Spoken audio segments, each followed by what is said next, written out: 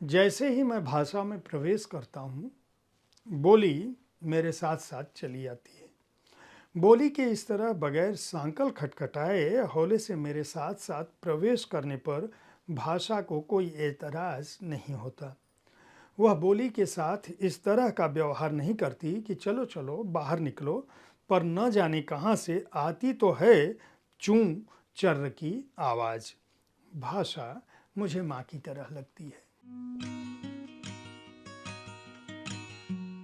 नमस्कार, आप देख रहे हैं साहित्य तक के बुक कैफे का एक दिन एक किताब कार्यक्रम। मैं हूं जयप्रकाश पांडे और आज मैं जिस कविता संग्रह के साथ उपस्थित हूं उसका नाम है मेरे साथ अक्सर ऐसा होता है।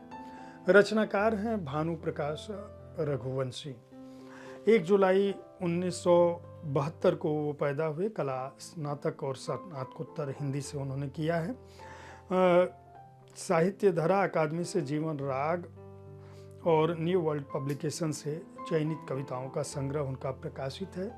कृषि कार्य करते हैं और उनकी कविता में मनुष्य और मनुष्य की बेहतरी के लिए एक उम्दा दुनिया की तलाश उनका मुख्य स्वर है। वे हमारे दुख सुख प्रेम परिंदे रिश्ते स्मृति माता पिता किसान इन सबको अपनी कविताओं में उपस्थित करते हैं। आप जानते हैं कि मैं कविताओं पर अपनी राय नहीं देता हूँ, सीधे सीधे मैं कविताएं पढ़ता हूँ ताकि आप जान सकें कि आपका प्रिय रचनाकार अपने कविता संग्रह में, नए कविता संग्रह में किस तरह की रचनाओं के साथ उपस्थित है। तो पहली कविता जो मैं पढ़ रहा हूँ, मेरे साथ अक्सर ऐसा होता है। रचनाकार हैं भानु प्रकाश रघुवंशी। कविता का शीर्षक है किसान। मैं सिर्फ एक शब्द हूं जिसके दम पर बनती गिरती हैं सरकारें। मैं एक योजना हूं जिसे लागू करते ही संवर जाता है कितने ही राजनेता, प्रशासनिक अधिकारी, कर्मचारी और चपरासियों का भविष्य। ठूठ होता जा रहा एक पेड़ हूं मैं जिसकी जड़ों से चूस लेता है कोई और मेरे हिस्से की नमी, ओढ़ लेता है मेरे हिस्से का उजास। मैं एक बाजार हूं जहां नई नई कंपनियां, नए नए आविष्कार आते हैं। लोन पॉलिसी के कांधे पर चढ़कर विधवा के ब्लाउज का ऊपरी बटन हूं जिसके जल्द टूटने की आस लगाए बैठा रहता है साहूकार। तिरंगे के सबसे नीचे मध्य चक्र की कई तीलियों का भार सहता हरे रंग की पट्टी। मैं इस भूमि पर आबादी का 70% भार हूं। अन्नदाता नहीं, किसान हूं मैं। दूसरी कविता जो मैं पढ़ रहा हूं, मेरे साथ अक्सर ऐसा होता है, भानु प्रकाश रघुवंशी का संग्रह है। कविता का शीर्षक है बेस्वाद। मार्च अप्रैल की पीठ पर जब पक रही होती हैं फसलें, उल्लसित मन हंसिया उठाए जा बैठा है मेड़ पर। बसंत सिर्फ धरती पर ही नहीं, किसान की देह पर भी दमकने लगता है कि अचानक क्षण भर में रक्तिम होता आसमान। पश्चिम से घुमड़ आए बादल, अंधड़ ओले और बेमौसम बारिश तहस नहस कर देती हैं फसलें, कर देती हैं एक एक दाने को मोहताज। यूं ही नहीं कहा पूर्वजों ने ओलों को बेस्वाद। यूं ही नहीं कहा पूर्वजों ने ओलों को बेस्वाद। तीसरी कविता जो मैं पढ़ रहा हूँ, कविता संग्रह का नाम है मेरे साथ अक्सर ऐसा होता है। भानु प्रकाश रघुवंशी की कविता है ये, रचनाकार हैं वे। कविता का शीर्षक है मातृभाषा। जन्म लेने के बाद जब पहली बार आंखें खुली तो माँ को ही देखा सामने। मैंने रोना शुरू कर दिया। तब मेरी कोई भाषा नहीं थी। रोने और हंसने की कोई भाषा नहीं होती, न भाषा की जरूरत होती है रोने या हंसने के लिए। मुझे भाषा का ज्ञान माँ ने ही दिया। सबसे पहले माथा चूमा, वह स्पर्श की भाषा थी।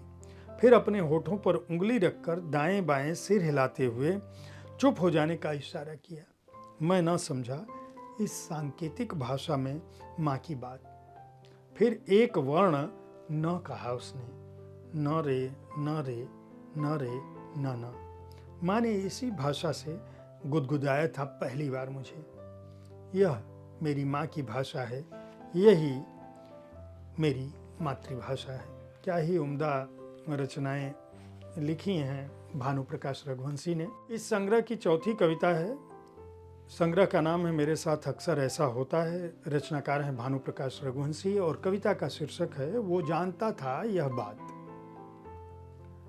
वो जानता था यह बात और वो चाहता था कि मैं दिन को रात कहूँ। सोचा कहने में क्या जाता है, मैं कहने लगा रात को दिन।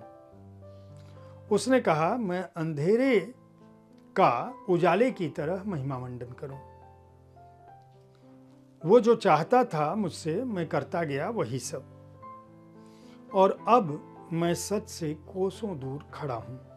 उसके बुने जाल में कीड़े सा फंसा हूं। पहले गूंगा हुआ जो रात को रात न कह सका, और अब मैं बहरा भी हो गया हूं। अब कोई आवाज मुझ तक नहीं पहुंचती। लोगों को विचार शून्य करके वर्षों तक जिया जा सकता है, किया जा सकता है राज। वो जानता था यह बात। आपने कुल 4 कविताएं सुनी। कविता संग्रह मेरे साथ अक्सर ऐसा होता है। भानु प्रकाश रघुवंशी ने जो कविताएं लिखी हैं वह अपने आप में श्रेष्ठ कविताएं हैं। अगर आप बहुत अच्छी कविताओं को पढ़ना चाहते हैं तो इस संग्रह को खरीद कर पढ़ सकते हैं। वेरा प्रकाशन ने इसे प्रकाशित किया है। मूल्य है 195 रुपये। भानु प्रकाश रघुवंशी को उनके कृषि कार्य, कृषि जीवन पढ़ लिख कर उन्होंने जिस तरह से कृषि कार्य को अपनाया है उसके लिए बहुत बहुत साधुवाद कि उनकी कविताओं में माटी का वह स्वर दिखाई पड़ता है। अगले शुक्रवार को मैं ऐसे ही किसी कविता संग्रह की चर्चा के साथ आपसे मिलूंगा। हर दिन मैं पुस्तकों की चर्चा करता हूँ। रविवार को आपके किसी प्रिय रचनाकार के साथ उनके जीवन कर्म पर बातें मुलाकातें में या उनकी किसी कृति पर शब्दरथी कार्यक्रम में चर्चा के साथ उपस्थित होता हूँ। इस कार्यक्रम को देखते रहें। बुक कैफे के बारे में अपनी राय से अवगत कराते रहें, पुस्तकें खरीदते रहें, पढ़ते रहें। धन्यवाद।